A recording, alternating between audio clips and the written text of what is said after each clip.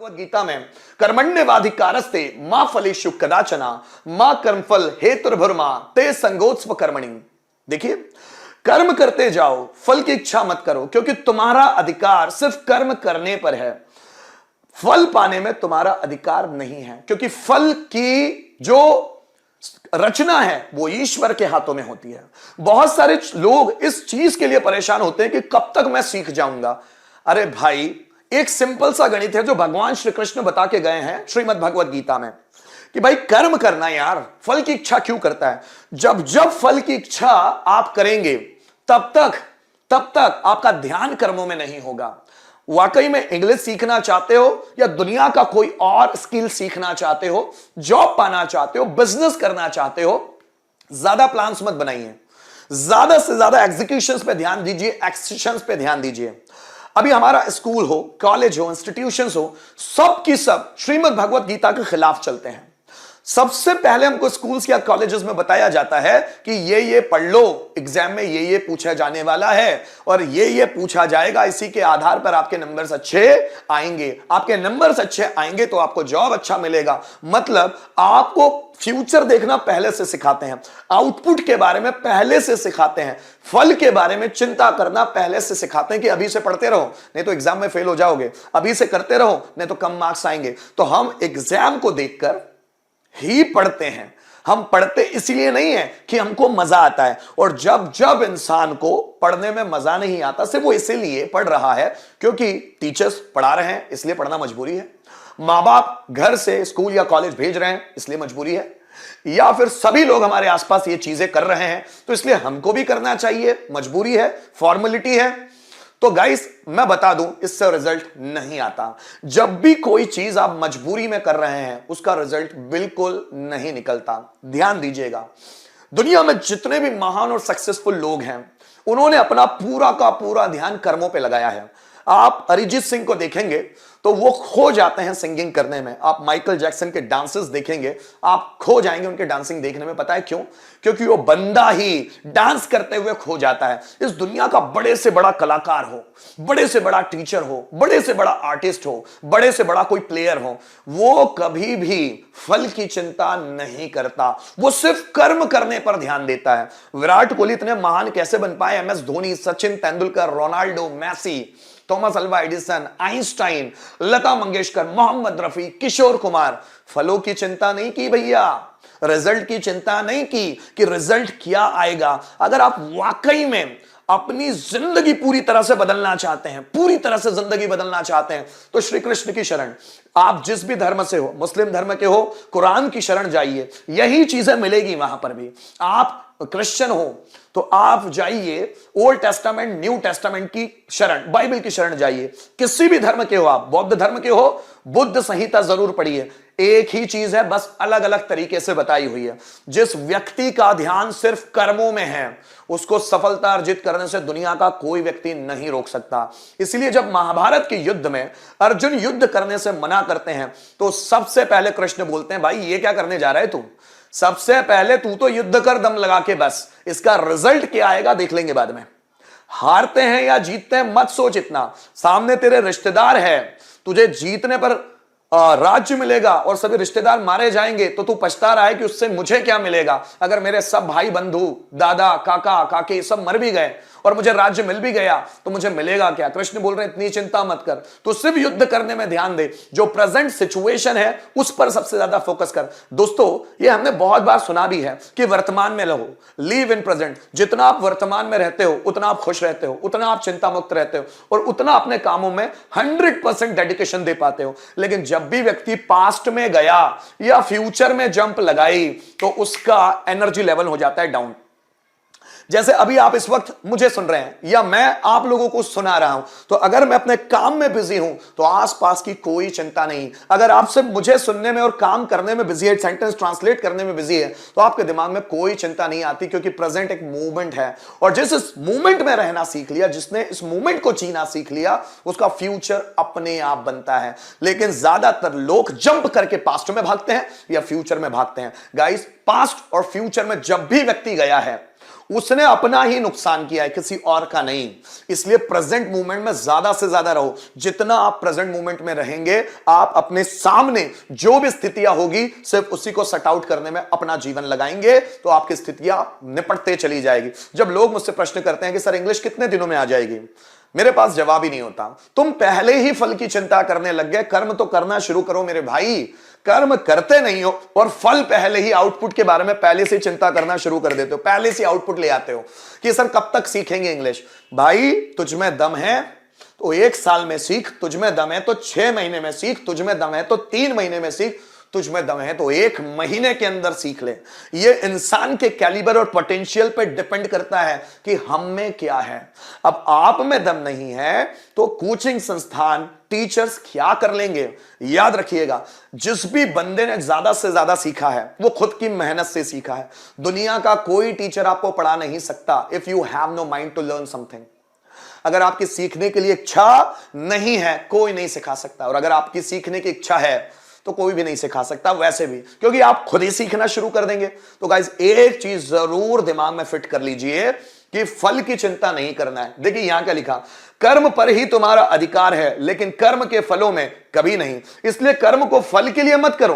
कभी भी जो काम आप कर रहे हैं उसको फल के लिए मत करो कि ऐसा करने से मुझे ये मिल जाएगा, ऐसा करने से मैं ये पालूंगा, ऐसा करने से मुझे ये अचीव हो जाएगा, ये काम करूंगा तो मुझे पैसा मिलेगा, ये काम करूंगा तो मुझे प्रसिद्धि मिलेगी। मत करो। मींस इसलिए कर्म को फल के लिए मत करो और ना ही कर्म करने में तुम्हारी आसक्ति हो। कभी भी कर्म को अटैच होकर नहीं करना है, फ्री होकर करना है। जितना फ्री होकर कर्मों को किया जाता है उस कर्म का रिजल्ट उतना ही ज्यादा एफिशिएंटली निकल कर आता है। तो गाइस कर्म करो, जिसे भगवत गीता में कहा कर्म ही पूजा है। सिर्फ कर्म करो, भगवान पे डिपेंड होकर कोई काम नहीं करना है। सिर्फ भगवान का स्मरण करो, जप करो और अपने काम में लग जाओ। धूम मचा दो, इतनी धूम मचाओ अपने कामों में कि आसपास के सभी लोग जाग जाए कि कोई व्यक्ति काम करने वाला आ गया है। आप देखिएगा जो रिकॉर्ड होल्डर्स होते हैं ना, Virat Kohli, MS Dhoni, Ronaldo, Messi, record holders लोग कैसे काम करते हैं यार। देखिए ना, क्या वो पैसों के लिए काम कर रहे हैं? उनका आप खेलने का स्टाइल देखो, उनका रहने का स्टाइल देखो। क्या वो पैसे के लिए काम कर रहे हैं? हमको ऐसा लगता है कि पैसों के लिए कर रहे हैं, नहीं। उनका लिविंग स्टाइल, उनका बात करने का स्टाइल पैसों के लिए नहीं है भैया। वो काम ही इतना शिद्दत से करते हैं कि उनको सब मिल जाता है वो जो चाहते हैं। ओम शांति ओम में एक डायलॉग था कि अगर आप किसी चीज को दिल से चाहो तो पूरी कायनात उसे आपसे मिलाने की कोशिश में लग जाती है। दिल से चाहो तो सही। इस इंग्लिश को तो कभी दिल से चाह लो। जब आप इस लैंग्वेज को दिल से चाहेंगे, इस लैंग्वेज से मोहब्बत करेंगे, इस लैंग्वेज से प्यार करेंगे, जब ये लैंग्वेज आपके रूह में बस जाएगी तो कैसे नहीं आएगी ये लैंग्वेज। पहले कर्म करने में तो अपने आप को इन्वॉल्व कर लो। इतना ज्यादा घुस जाओ किसी काम में कि उस काम के माहिर खिलाड़ी बनकर निकलो। जरा समझिएगा, खिलाड़ी बनकर किसी खेल को नहीं खेलना चाहिए। खेल को खेल कर एंजॉय करना चाहिए, आप कितने भी बड़े खिलाड़ी हो। जब आप अपने आप को बड़ा खिलाड़ी मानकर किसी खेल को खेलते हो तो आपके ऊपर बर्डन होता है कहीं मैं हार ना जाऊं, तो लोगों के बीच मेरा इंप्रेशन डाउन ना हो जाए। लेकिन आप किसी खेल को एक न्यू लर्नर की तरह खेलते हैं तो उसमें लर्निंग्स बहुत ले आते हैं, उसमें सीखने लायक बहुत सारी चीजें आप कमा लेते हैं। तो गाइस मेरा सिर्फ ये कहना है कि वाकई में अगर आपको दुनिया पर छाना है, रिकॉर्ड होल्डर्स बनना है, अपने आप को दुनिया के सामने साबित करना है, तो कभी भी फल की चिंता मत करो, सिर्फ कर्म करो, सिर्फ कर्म करो। मेरे आपसे कुछ प्रश्न हैं, जरूर उनका आंसर ढूंढकर मुझे बताइएगा। मेरे प्रश्न है आपसे, क्या प्रश्न है? कम ऑन, क्या प्रश्न है मेरा प्रश्न है कि भगवान श्री कृष्ण ने कोई भी काम क्यों किया? क्या महाभारत के युद्ध में अगर वो जीत जाते तो उन्हें कुछ मिलने वाला था और अगर हार जाते तो उनका कुछ खो जाने वाला था क्या? भगवान श्री कृष्ण महाभारत के युद्ध में क्या अपने स्वार्थ से थे? पहला क्वेश्चन। दूसरा क्वेश्चन, आप देखिएगा हमारे ग्रंथों में, चाहे श्री रामायण पढ़ें, श्री रामचरितमानस पढ़ें, भगवान राम अयोध्या छोड़कर वनवास जाते हैं अपने पिता को दिए हुए वचन के कारण। अयोध्या छोड़कर, उनका कल राज्याभिषेक होना था और आज कई माता बोलती है 14 वर्ष का वनवास और मेरे बेटे भरत को राज्याभिषेक। आप जरा समझिए, एक व्यक्ति जिसको राज्य मिलने वाला है, तो कहते हैं जो दशरथ के जो सारथी थे जिनका नाम था सुमंत, जिस वक्त माता कैकेयी ने राम को सुनाया कि तुम्हें 14 वर्ष का वनवास हो गया, अब तुम्हें 14 वर्ष के वनवास के लिए जाना होगा क्योंकि तुम्हारे पिता का आदेश यही है। तो सुमंत कहते हैं, जो दशरथ के सारथी थे, वो कहते हैं राम के चेहरों पर स्माइल आई।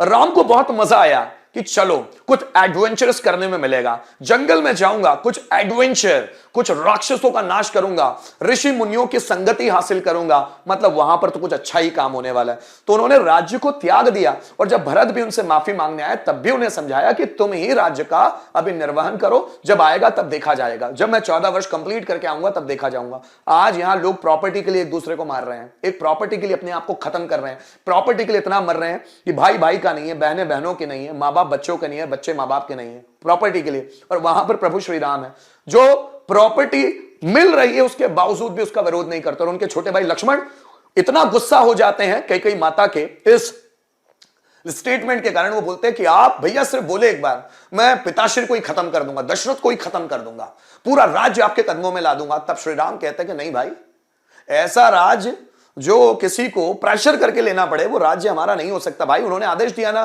कि जाना है वनवास, तो चलिए।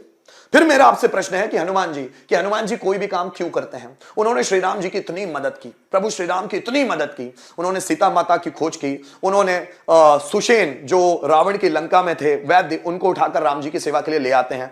देन द्रोणगिरी पर्वत को उठाकर ले आते हैं संजीवनी बूटी के लिए। उनका स्वार्थ क्या है? वो किस लिए कोई भी काम कर रहे हैं? क्या उन्हें राज्य चाहिए?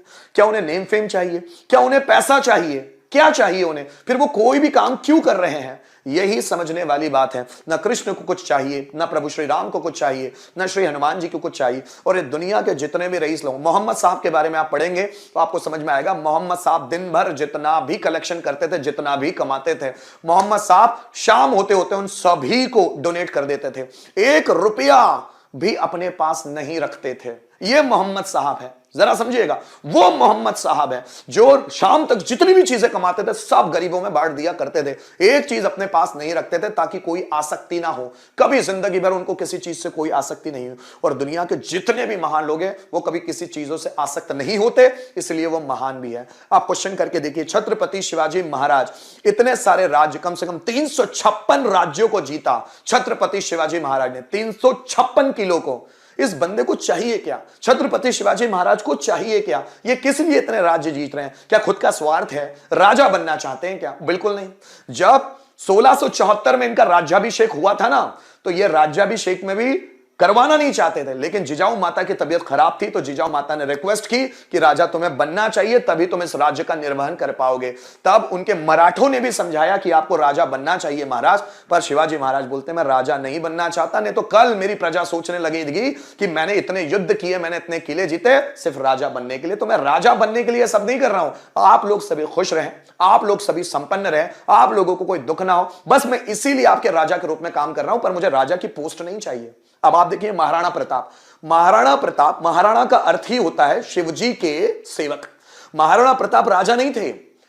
महाराणा प्रताप जब जो भी महाराणाओं के राज्य में राज्य होते थे ना, उसमें वो शिवजी को राजा मानते थे और अपने आप को शिवजी का सेवक मानते थे, और शिवजी के सेवक के रूप में उस राज्य की रक्षा करते थे, उसका निर्वहन करते थे। महाराणा प्रताप ने कभी खुद को राजा नहीं माना। दुनिया का कोई भी महान व्यक्ति खुद अपने आप को लीडर नहीं बोलता। वो लीडर इसीलिए है क्योंकि उसमें गुण इतने बेहतरीन है कि सब उसको लीडर मानने के लिए तैयार हो जाते हैं। वो सिर्फ कर्म करते हैं जो जरूरी है, कुछ पाने के लिए नाम, पैसा, धन दौलत, राज्य, ये इनके लिए है ही नहीं दोस्तों, इसलिए तो महान है। कृष्ण को कुछ चाहिए? बिल्कुल नहीं। हनुमान जी को? बिल्कुल नहीं। श्री राम को? कुछ नहीं। शिवाजी महाराज? कुछ नहीं। महाराणा प्रताप? कुछ नहीं। दुनिया के सभी महान व्यक्तियों को उठाकर देख लीजिए, पाना कुछ भी नहीं, उनको चाहिए कुछ भी नहीं, पर वो करते बहुत कुछ है, यूनिक करते हैं।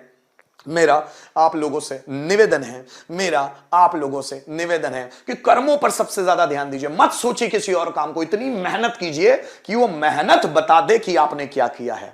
समझिए मेरी बात को, मेहनत बता दे कि आपने क्या किया है। इतनी मेहनत करो, मत ध्यान दो कि कब आएगा और कब नहीं आएगा, सिर्फ मेहनत करो, डट कर मेहनत करो। जब आप डट कर मेहनत करेंगे तो रिजल्ट आएगा। इसलिए कृष्ण ने भगवत गीता में कहा, कर्मण्येवाधिकारस्ते मा फलेषु कदाचन मा कर्मफल हेतुर्भुमा ते संगोत्स्व कर्मणि। मतलब सिर्फ कर्म करने में तेरा अधिकार है, फल की कामना में नहीं। फल के बारे में सोचे ही मत, आउटपुट के बारे में सोचे ही मत, सिर्फ काम कर, अपना जो करना है सिर्फ उसको कर। ठीक है ना दोस्तों, आप भी इसी कामना के साथ, इसी उम्मीद के साथ से मेहनत करो कि छा जाएंगे, बस धूम मचा देंगे। जो भी करेंगे दिल से करेंगे, ऐसे काम करेंगे कि हमारे जैसा काम करने वाला इस दुनिया में आज तक पैदा ना हो। इस दुनिया को दिखाइए, and you can show that, you can show this to the world that nobody bore like you in this world before. कोई भी आप जैसा पैदा हुआ ही नहीं संसार में, दिखाइए इस दुनिया को, आपके पास मौका है। ठीक है।